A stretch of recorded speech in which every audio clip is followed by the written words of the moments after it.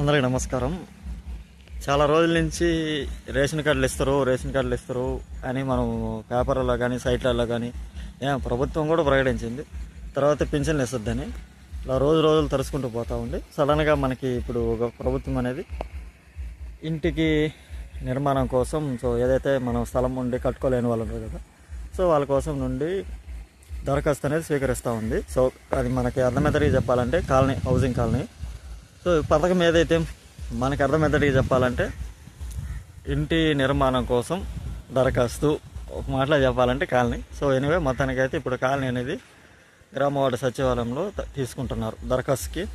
వాటికి ఏమేమి కావాలంటే ఫస్ట్ ఆఫ్ ఆల్ దరఖాస్తు ఉందని ఆధార్ కార్డు జెరాక్స్, ఫోటో, తర్వాత రేషన్ కార్డు మ్యాండేటరీ అంటే ఖచ్చితంగా కావాలా.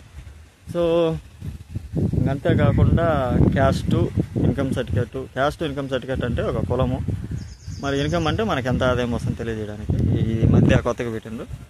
అంతేకాకుండా బ్యాంక్ బుక్ ఇలాంటివి మామూలు కామన్గా ఇవన్నీ మనం ఒక సెట్ పిన్ కొట్టి తీసుకుపోయిస్తే సచివాలయం అనేది మనకి అప్లికేషన్ అనేది తీసుకోవడం జరుగుతుంది.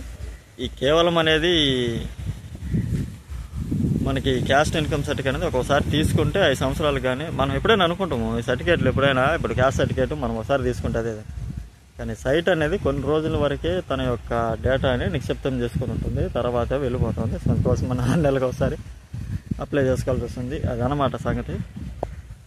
ఎనీవే మొత్తానికైతే ఈ లాంగ్ వీడియో కాకూడదు, చిన్న లెంత్గా మీకు అర్థమైందని కోరుకుంటున్నా.